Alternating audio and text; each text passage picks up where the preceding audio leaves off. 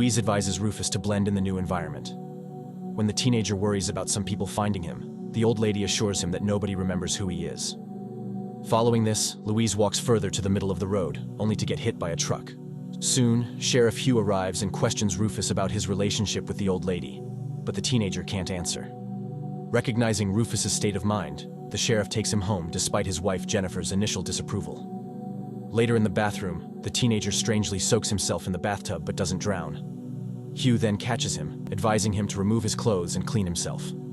Later, Hugh visits his friend Joe, a veterinarian, whom he asks to keep Louise's lifeless body for a while. The animal doctor then reports that he found the old lady's temple scar, suggesting that she was possibly lobotomized. While on top of a tree, Rufus encounters Tracy, a chatty teenager across the street. She then invites him to her house to play a game. Tracy lays down the rules, marks an imaginary line, and asks him not to cross it. Then, she asks him to remove his clothes after she removes hers, alluring him. Following this, Tracy crosses the line. However, when she is about to kiss him, the doorbell rings, interrupting their moment. Meanwhile, a researcher named Aaron arrives in town and stays at a motel. While unpacking, he reveals he has a gun, indicating that he's hunting someone. In the house, Jennifer catches Rufus playing with her late son's military plane. The teenager then apologizes, strangely noting that it's the same model he used to build near their house in Seattle during World War II. However, this only confuses Jennifer, so she asks him to change into new clothes. When Hugh arrives home that night, he informs his wife that he has read some reports about missing young people. Jennifer suspects Rufus might be one of them since the teenager mentions that he once lived in Seattle.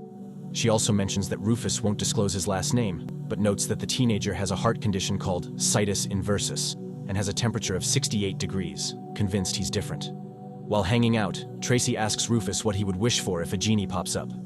Before he can answer, Tracy's ex, Clay, arrives and invites her to a weekend party.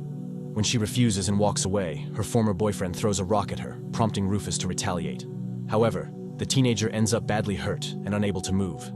Seizing the opportunity, Clay forcibly takes Tracy with him in his vehicle, where he takes advantage of her. As this happens, Rufus suddenly gains strength to knock him out and then asks Clay to leave. Unbeknownst to them, Aaron is nearby, recording on his dictaphone. Upon regaining consciousness, Rufus walks Tracy home. As she walks away, he finally reveals his wish for the genie, to be someone else. When he asks her the same question, Tracy admits she would wish for him, leading them to kiss.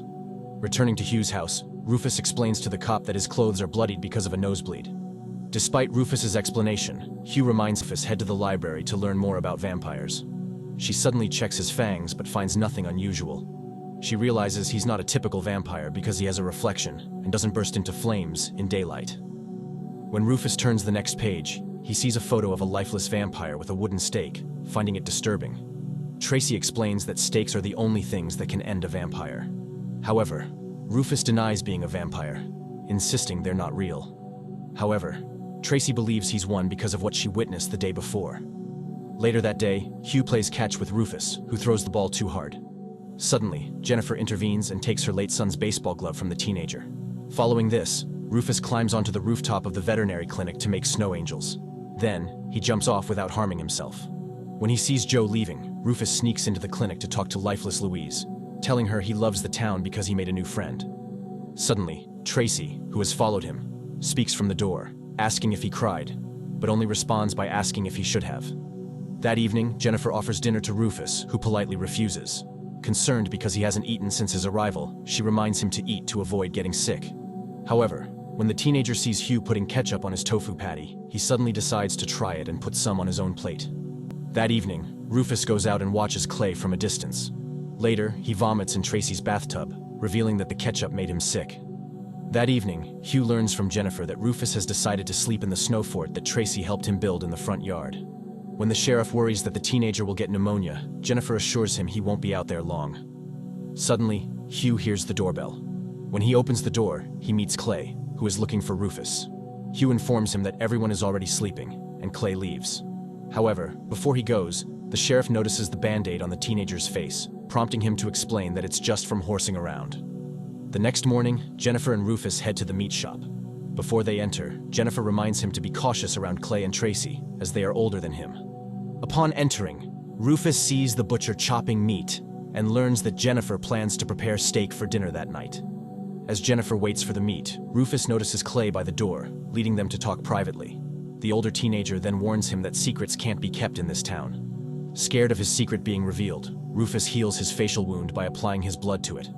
However, he suggests keeping the band-aid on to avoid suspicion. Rufus then tries to befriend Clay, inviting him for dinner. However, Clay, a senior, explains that he can't be seen with Rufus, who is younger, because his friends wouldn't understand. That night, a hungry Rufus sneaks out and heads to the truck stop, where he encounters a driver fixing a vehicle. Seeing the teenager, the driver apologizes and explains that due to company policy, he can't give him a ride. However, he asks for his help, requesting him to fetch a socket setup from the red case. Rufus then complies. However, when he's in the passenger seat, the man gets in the driver's seat and suddenly tries to take advantage of him. Because of this, the teenager transforms into a vampire and feeds on the driver's blood, ultimately ending his life. The next morning, Hugh discovers the empty truck at the stop. He then gets on a call with his colleague, who informs him that they found a fingerprint match for Louise. Meanwhile, discuss what happened at the truck stop, prompting the teenager to interject that there must be a body to prove a murderous act occurred. That night, Rufus hangs out with Tracy again, revealing to her that he was involved in killing the truck driver while digging a grave. He defends himself, saying the man provoked him, which is why he did it. In the police station, Hugh studies the file of the old lady's fingerprint match, discovering her identity. Meanwhile, Rufus asks Tracy for help in disposing of the driver's body in a remote part of town. She agrees to assist him, but he promises never to do something like that again. When Rufus returns home, Hugh interrogates him about why he was with the world's oldest living woman. When Rufus refuses to reveal anything, Hugh reads from the file, revealing that Louise was admitted to an institution as a patient diagnosed with paranoid delusions. When the sheriff suggests this might explain Louise's behavior leading to her death, Rufus defends her, mentioning that holes were drilled in her head. Despite this, Hugh asks Rufus about his identity. However, the teenager continues to insist that he doesn't know. Rufus then admits that Louise helped him escape and advised him to fit in, but he didn't know how. Hearing this, Jennifer interjects, asking who he was running from. The teenager reveals that it was from people who hurt him. Avoiding discussion, Rufus leaves the house and walks a distance. On the street, he encounters Aaron, who offers him a ride. Before accepting, the teenager warns the stranger that his dad is a police chief. Despite this, he gets in the car, and the man drops him off. Once Rufus is gone, Aaron retrieves a file from the back seat, revealing that he's looking for the teenager. That night, Rufus stays at Tracy's place, leading to a romantic encounter. However, the next morning, Tracy's mother, Vicky, returns from Vegas and catches the teenagers in bed together. As a result, Vicky warns Jennifer, threatening that if she finds Rufus in their house again, she will chop him up. Jennifer then speaks with Rufus privately, highlighting that there are consequences for his actions. She explains that Tracy needs to be loved and would do anything to find love. However, she adds that it also means that Tracy will get hurt, and it will take a long time for her to bounce back. Hearing this, Rufus explains that he wants to be loved too. Meanwhile, Aaron meets Hugh, who takes him to the veterinary clinic. The researcher examines Louise's body and confirms that she is 107. However, the sheriff remains silent when Aaron asks if Louise has traveled with a teenager. Before the researcher leaves, he gives the sheriff his calling card. At home, Jennifer opens up to Rufus about how her son, Adam, passed away. She shares that Hugh locked a service revolver in a case in his closet.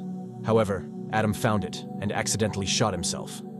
This led Hugh to blame himself. While Jennifer initially felt angry, she now acknowledges that it was just bad luck. Meanwhile, Aaron takes photos in town when he realizes Rufus is behind him. He reveals that he's there to uncover the town's secrets and that he knows that he's not the sheriff's son. Later that day, Rufus hangs out with Tracy, and they come across a sign. Since Rufus cannot read, Tracy reads it aloud. "Welcome to Conrad. We support our troops." Learning this, the teenager expresses his disgust for wars. In the police station, Hugh's colleague Chet reads Louise's file and shares that in 1934, the old woman escaped with 12 other state wards. All were apprehended except for Louise and one juvenile. Meanwhile, Hugh searches for Aaron using the calling card he was given. He discovers that Aaron holds degrees in mythology and archaeology and is part of the research team at Bristol Anderson Pharmaceuticals. Hugh also notes that the company's founding directors, Thomas and Patrick, are both deceased. Upon hearing this, Chet delves deeper into the file, uncovering that those directors were involved with the institution where Louise was admitted. Suddenly, an officer from another police station calls to inform them that the missing truck driver has been found. Meanwhile, Rufus asks Tracy about Adam. However, she only reveals that she knows of his passing, which happened a long time ago. Suddenly, Rufus asks Tracy why she hadn't told him about dating Clay before, which Jennifer revealed to him. Tracy feels insulted when he asks how many others she dated, eventually admitting she's dated half the town. She then tells him not to confuse intimacy with love, but he insists that he wishes she hadn't dated Clay. That night, Rufus and Jennifer set up Adam's plane. Suddenly, Jennifer suggests calling Tracy, but he feels he did nothing wrong. As he is fixing the plane, the teenager accidentally wounds his finger, causing him to walk away. Meanwhile, Vicky talks to Tracy, who admits she's over Rufus. When Tracy asks her mom if she loved her dad, Vicky confirms she did. Tracy then asks why she left him, and Vicky admits that the things she once loved about him became what she hated. That night, Rufus visits Clay, who invites him to play inside the batting cage. They get to know each other better. The older teenager shares about his mom, who was never happy, and his dad, who put so much pressure on him. The next morning, Rufus gets a visit from Clay, who invites him to play again that night while outside. When Tracy witnesses this, she gets upset at Rufus for hanging out with someone who previously tried to take advantage of her. Knowing that she slept with half of the town, Rufus doubts her accusation, prompting Tracy to slap him. Later, Rufus practices his throwing skills. When he returns home, Jennifer allows him to borrow Adam's glove. Meanwhile, Hugh and Chet finally find the missing driver's body on a construction site. That afternoon, Rufus messes around with Joe, throwing snowballs at him while he's on the roof. Witnessing this, Aaron approaches Rufus, telling him he should be in Conrad. Learning that the man works for Bristol, Rufus hesitates to trust him since he worked for the late doctor, who once betrayed him. Following this, Rufus meets Clay, who shares that someone thinks he's into men after spotting them together at the batting cage. When Rufus defends that they didn't do anything, Clay admits that he wishes they had. Afterward, Rufus opens up to Clay about his past, explaining that Louise wouldn't let him out because he was too dangerous.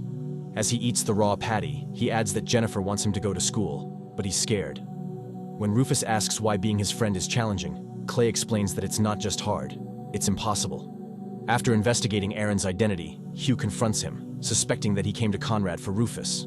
He then interrogates the researcher about the teenager's identity, but Aaron simply tells him to ask the teenager directly. That night, Clay practices alone at the batting cage. Suddenly, Aaron shows up to question him and warn him about Rufus, telling him that the teenager is innocent and is too old for him. Meanwhile, Rufus visits Tracy's home, but Vicky intervenes, suggesting he give her daughter space.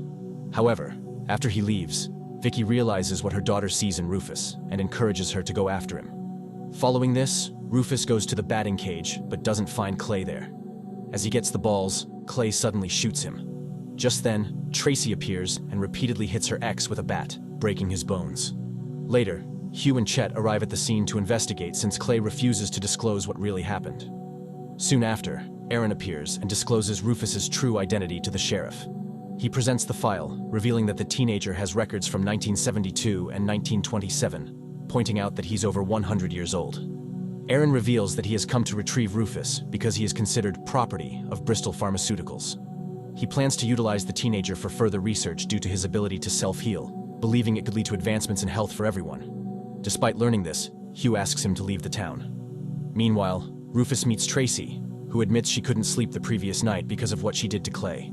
Suddenly, Hugh intervenes, confronting Rufus about his and Tracy's role in Clay's injuries. In response, Rufus explains that he thought Clay was his friend, but he shot him. Following this, the teenager speeds to the library and rips the page on how to end vampires. Then, he returns home for dinner. Planning to get Rufus alone, Aaron prepares his gun in the motel. Suddenly, someone knocks on the door, but no one's there.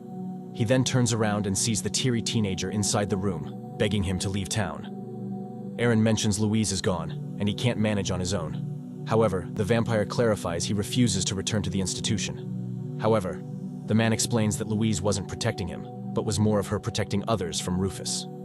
However, the vampire refuses to believe this, with blood dripping from his fist. He shares that he likes to be in Conrad. Aaron urges Rufus to come home to prevent him from harming others, promising not to mistreat him as before. Meanwhile, in the batting cage, Hugh informs Chet of what he learned about Rufus's identity. The next morning, Hugh sneaks into Aaron's motel room, discovers his luggage, and comes across Rufus's file. As he examines it, he finds more images depicting what had been done to Rufus at the institution. Meanwhile, Jennifer returns home to find Rufus with Aaron. She confronts the stranger, who explains his long-standing relationship with the teenager. When she refuses to let him take Rufus, Aaron insists that the teenager isn't their son. As Jennifer persists, the man pushes her, only triggering the vampire. In anger, Rufus grows fangs and claws and ends Aaron's life. Soon, Hugh arrives and discovers what happened. Despite this, the sheriff tasks Chet to discard Aaron's things and burn the teenager's old photos. Meanwhile, the couple adopts Rufus for good and sends him to school.